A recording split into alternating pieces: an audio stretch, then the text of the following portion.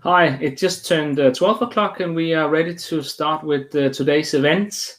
First of all, as this is the first event here in 2022 on the HC Andersen platform, I would like to wish you all a happy new year.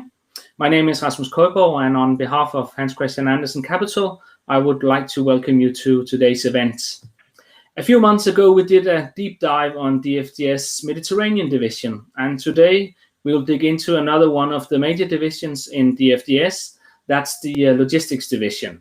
So with me today to tell us more about this part of the business, I have the pleasure of welcoming Executive Vice President for Logistics Divisions in DFDS, that is Niklas Andersen. So a warm welcome to you to start with, Niklas.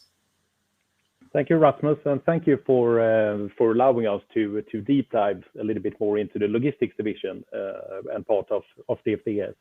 So the next half an hour, we'll have this. The content is that we will do an short overview of DFDS, but also overview of logistics, then into the business area of dry goods, cold chain, priorities for 2022, and then a Q&A session in the end as well.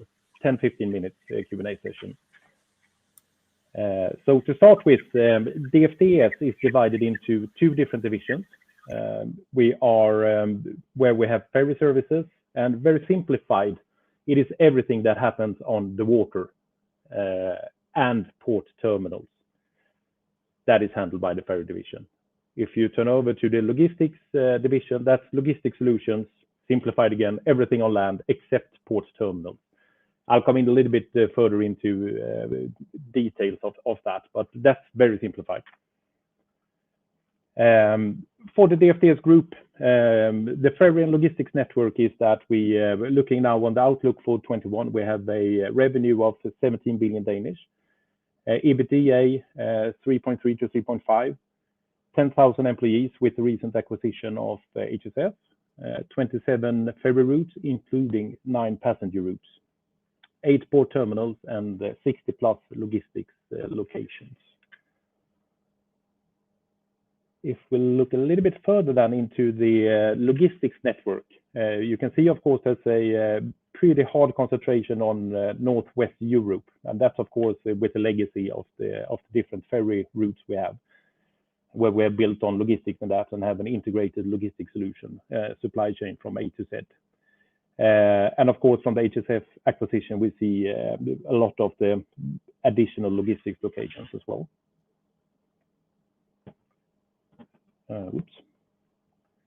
DFDS business model is built into 3 core activities. Ferry routes, as I talked about, we have freight and passengers.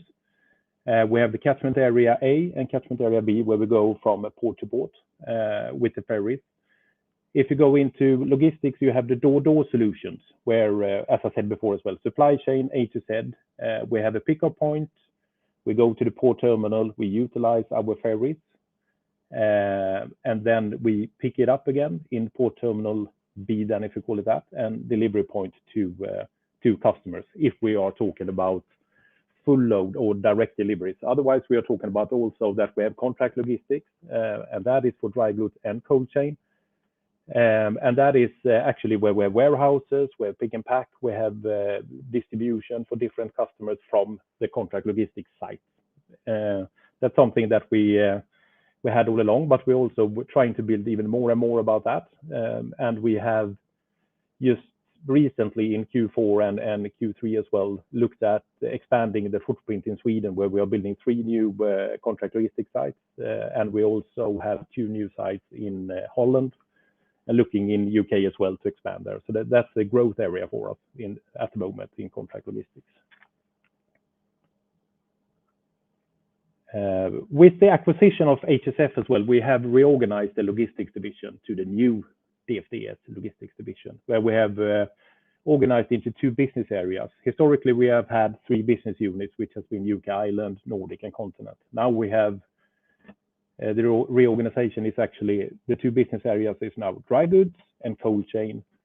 You can see as well that's an equal part of the revenue, where you have 4.5 billion in dry and 4.5 billion in cold chain as well. And I'm heading up that logistics division. As cross-functional functions, we have sustainability, which is high on the agenda, and we'll come into that a little bit more later. Strategic sales, which is both for dry and cold, and the bigger customers. Truck and driver management, highly important as well. We're coming into the mobility package and everything else, and that's cross-divisional or cross business area. And contract logistics then, which is both for dry and cold.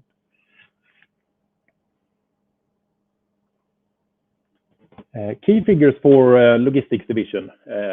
With HSF Logistics Group consolidated from 14th of September 21, after a pretty long period of from getting the approval from the competition authorities in Brussels.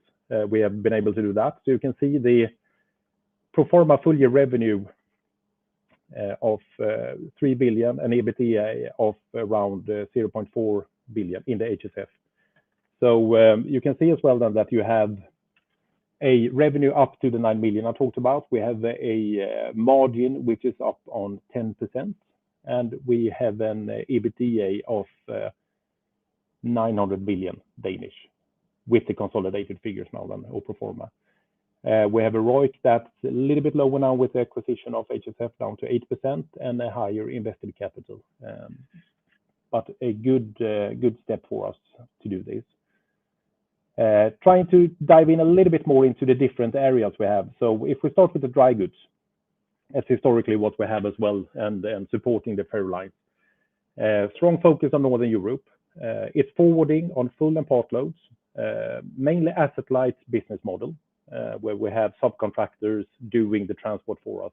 We own some equipment, but a little bit more asset-light than the cold chain. Contract logistics, historically very heavy in automotive, but we are getting into different customer segments there as well, on top of the automotive solutions we have. Pretty fragmented market still, more consolidated in specific corridors. And there we talk about, as I said as well, where we have strong ferry lines as well. And there we are pretty good consolidated.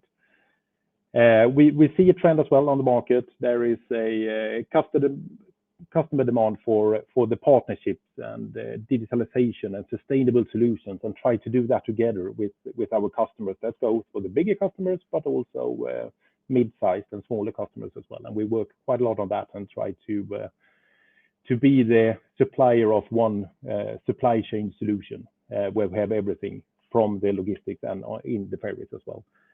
Of course, with Brexit, we see a huge potential with the custom services. We started that already last year, of course, with the first wave of Brexit, and now this year we see even more with from Sunday, more or less, than where we have the grace period for imports to UK is over. So now we go into that customs clearance part as well.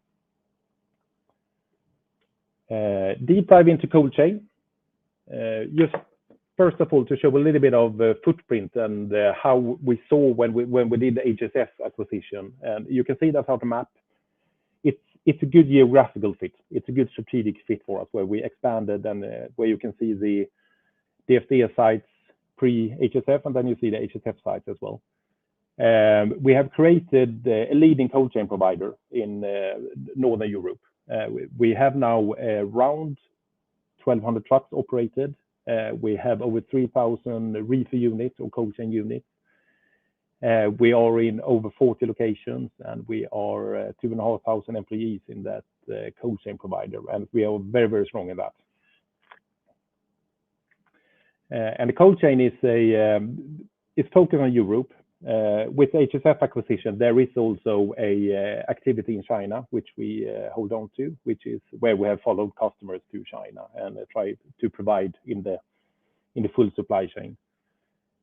We have forwarding of full and part loads, mainly Danish-based asset-light business model. And then on the continent, it's a little bit heavier on the assets. Distribution centers, where we mainly have the seafood, which is the old DFDS network, a lot of aquaculture there, and HSF is mainly meat. Of course, we have other foods, we have other cold chain customers as well, but those are the two big ones. We would say as well that looking at the cold chain market, it's less fragmented than dry goods market, and a good potential for us to develop market position even further by organic growth and by further acquisition. Yet again here, customer demands rising for partnerships, digitalization, and sustainable solution. That's a drive we see more or less from all our customers. And maybe we've seen it for quite a period in the Nordics, but now we see it from the total European customer network as well, a lot on that. Yet again, custom service with further growth potential. As I said on Friday, that goes the same for coaching as well. So the integration of HSF Logistics Group is on track. We, as I said, 14th of September, we signed and took it over, integrated to DFDS. So we've done the first 100 days. We're happy with the first 100 days and integration and the work we've done there, and with all the good colleagues who have been working very, very hard with that. We have expected 75 million of synergies with a full run rate in the end of 2023. Good progress in that as well.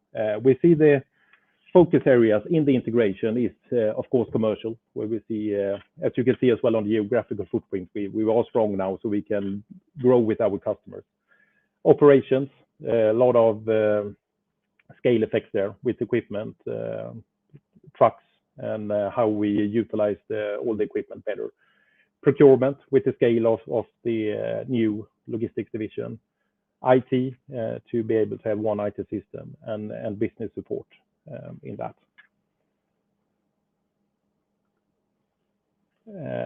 The priorities, as I mentioned as well, for 2022 is, of course, extremely important to continue the good path of integrate HSF Logistics Group successfully. That goes on this year and up until in 23 as well. Good progress, but extremely important. Manage the supply chain cost pressure. You probably have seen it, but there's been lack of drivers. There's a congestion in the whole supply chain, which has cost a lot of the forwarders money, and we just need to manage that. Increase sustainable offerings. We've been first movers as well on getting electrical trucks. We ordered 125 electrical trucks out of Volvo, and are starting to deploy them in Q3 22.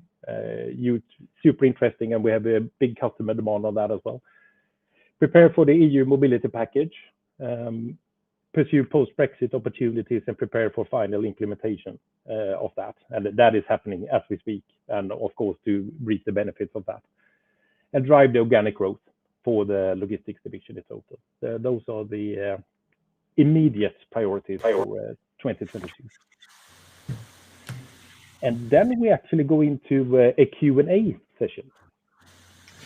Very good, Niklas. Thank you very much for the presentation. And as you said, we are ready to take some questions, and you're welcome to answer your questions in the chat on the lower right, as most of you are used to. And there came in a few questions in the beginning of the presentation. There was one asking about sort of the competitive landscape. Who are you competing against? I think you said also that, at least on the code chain, that it's quite a fragmented market, but do you see some larger players there, or is it mainly a lot of smaller individual players?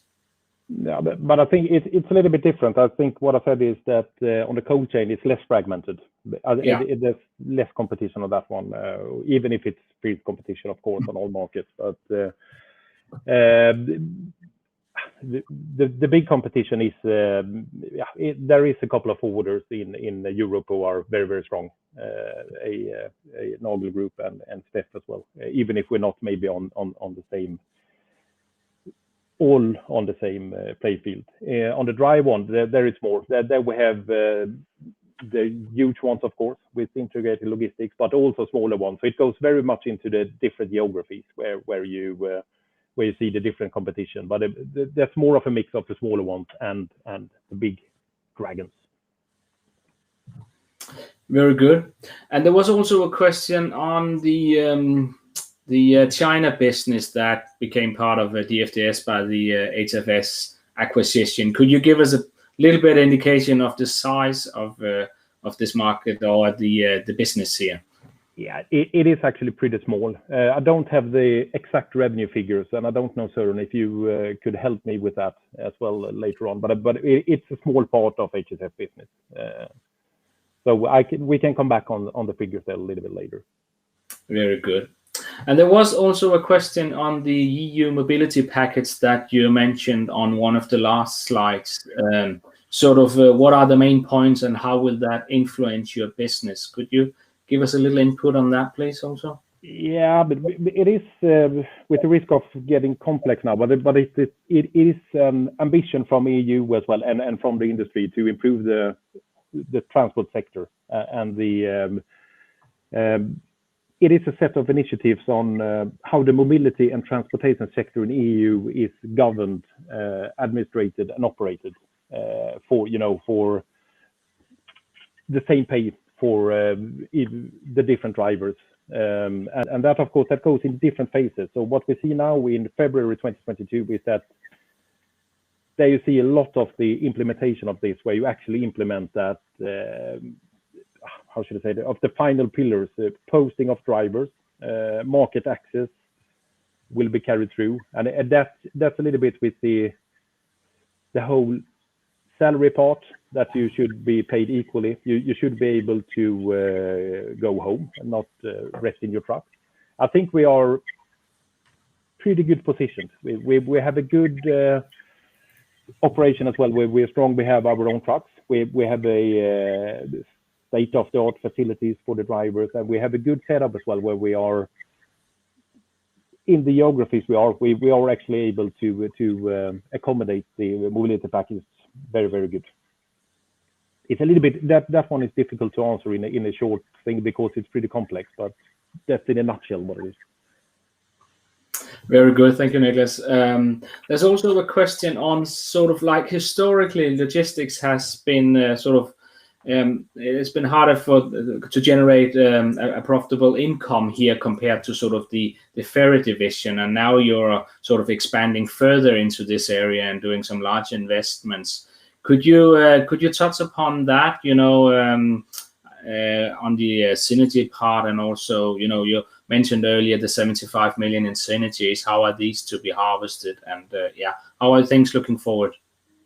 Yeah, but I think it's a lower margin, of course, but it's less invested capital as well and assets in the logistics part of the business. So we need to take that into consideration as well. But where we're moving into the cold chain, we're moving into stronger supply chain solutions. We do the contract logistics. There we actually can harvest a higher margin as well, and we want to grow within that, but also grow together with ferries, of course, to be able to have the full supply chain where we can sell the reliability of A to Z supply chain.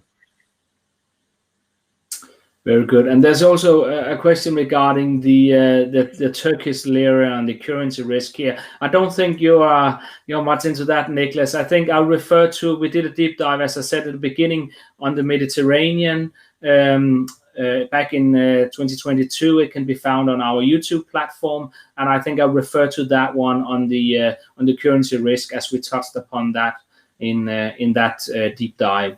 And there's also one on the the biggest challenges for the logistics business in 2022. Is that the integration of HSF, or do you see other risks that could emerge? Yeah, but I think it is a mix, of course, of the mobility package. We need to navigate that right and get that in order when it's implemented. It is the bottlenecks in the supply chain, where you see a UK where it's been pretty hard to find drivers. Now we see that is coming to the rest of Europe as well. So just to get the supply to work. Now we've been fortunate to have our own trucks and be able to fill the supply, but I think that's a challenge. And of course, Brexit. What is happening with the Brexit and everything else? Very good. And there's also a question on the the demand for partnership. How does that affect your business in terms of risk exposure, growth potential, etc.? Because I guess there must be when you are taking part of the client's job, you're getting a little bit of risk if you're not able to with these supply change disruptions, as we've seen. I guess you're also taking on a bit of risk. Of course, you're probably earning a better margin, but it's also with a bit of risk. Is that correct understood? Yeah, but of course there is a little bit of risk as well. But we really try to mitigate that risk by having our own assets, our own drivers, and we are starting driver academies for drivers. We actually educate drivers as well to put into our truck. So I think we are pretty well positioned when it comes to that, and we're more able to do things now with our partners as well and customers where we have a strategic partnership with them.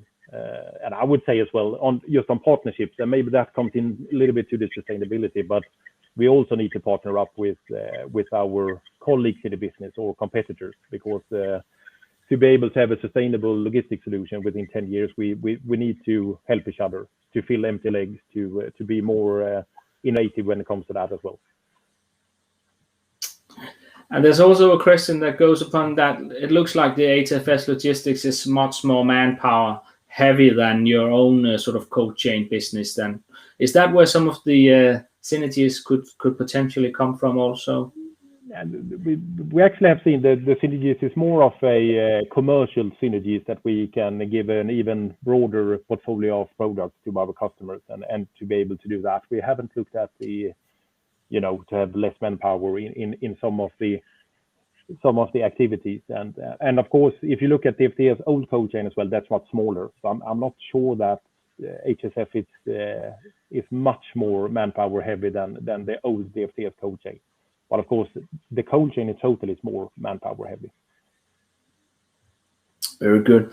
And there's also a question, and also looking at this map, you can say it's very sort of Northern Europe and UK focused. Is there room for expansion further into Europe? It seems like you have a little hub in Spain, but I guess that's when you look south, at least it's the only one. Would you see some opportunities there? Definitely, both organic growth, and we follow our customers, of course. And I think if you go, maybe I should go a couple of slides back, but there we can see the full footprint, of course, of logistics. So we have a few more sites as well in both France and Spain as well. But yes, we can grow more into Europe, and we want to grow more into Europe as well. Very good. And there was also a question, but I think we might have to skip that one today, and maybe take it on the when we do the sort of the financial year 2021 presentation with management. But that was more on the competition with the Irish ferries on the channel. But I guess that's not your department, Niklas. Isn't that fair to say? No, I think that's a question for later as well, maybe on when we publish the results for 2021 then, or in another forum. I cannot answer that one. No, thank you. But looking at your business, it seems like it's sort of more contract. It's more like a contract business. Does that give you some good visibility on the year? How is that sort of in general terms in this kind of business? If you look over a little bit historical then over the years, then I think the visibility has been pretty good. We have a lot of contracted business, so we know kind of what will happen, and we have the volumes from the customers as well. Of course, now 20 and 21 maybe are unprecedented as well with the COVID and Brexit, and there it's been up and down. But in general, yes, we have a pretty good take on what we have on contract and how the volume should look for the year. Good. And could you also give us a little bit flavor on sort of your clients, your customers? How large are these ones? And could you sort of give an indication whether top 5 or top 10, how much of your revenue they are sort of in large terms? Yeah, but not going in too much maybe on specific revenues, but I would say that the top 50 clients are representing a very, very big part of our revenue. But we also have over 10,000 customers in the portfolio as well. So there's a long tail as well, which are building up quite a lot. But top 50 is quite a lot of revenue. Yeah, very good. And maybe we could sort of end on sort of the ESG or the decarbonization part. What do you see in the industry at the moment? How is are the clients demanding this in a larger scale, and is it sort of part of the written contracts that you have? And you briefly mentioned with the electrical vehicles from Volvo, but I guess that's they are not sort of fully into phase yet. But yeah, but could you elaborate a bit on the ESG part? Yeah. Yeah, going into the sustainability, I think there's a huge demand from the customers, but also from ourselves. We have a pretty ambitious target for our climate plan then, that we want to be carbon neutral 2050, and by 2030 it should be half. And that we see from a lot of the customers. A lot of the customers in the Nordics are actually more ambitious than that and have 2025 targets, especially the automotive when we look at that, and maybe some furniture customers as well. So that's a huge drive for that. We see when we go back and get tenders from customers or answer already on rates, there's we need to put in our sustainability targets there as well, and which fuels are we going to use, which different scenarios, rail or whatever, electrical trucks, just to get through as well and get the prices through and contract through. So that's a huge demand, and we've seen a big change on that the previous years, or the last 12-18 months. So that is a factor for the customer to take decisions as well, and we are well positioned. I think we're doing a lot of good things. We can do much more, and we need to do much more as well, and we need to do it together. It will not come for free, and that's where I was in a little bit as well. We should cooperate with our colleagues in the business to do the right thing here. Very good, Nicholas. I think we will end by that. Thank you very much for an interesting presentation, and thank you very much for all the questions from the audience. I will just say that we have recorded this presentation, and it will be part of our webpage later. And then I'll just wish you all a nice day, and thank you for participating today. Thank you very much.